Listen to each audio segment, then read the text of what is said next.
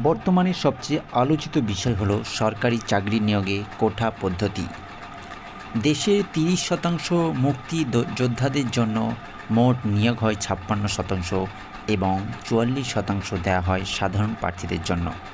এই ৫৬%-এর মধ্যে নারী কোটা ১০%, জেলা কোটা ১০%, উপজাতি ৫% ও প্রতিবন্ধী ১%।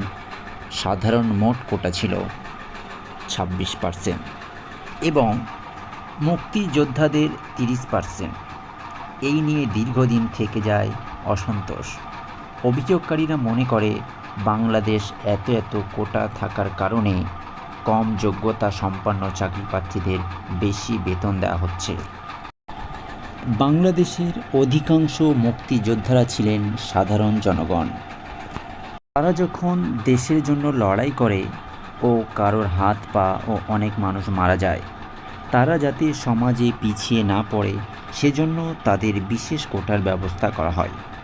তবে অনেক মুক্তিযোদ্ধা শিক্ষিত বা সরকারি চাকরি করার বয়স ছিল না।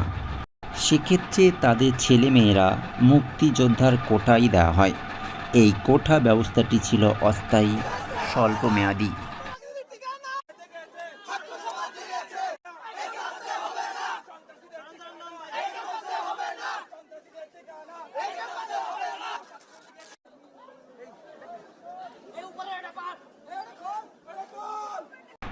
যা পরবর্তীতে দীর্ঘদিন যাবৎ চলমান থেকে যায়।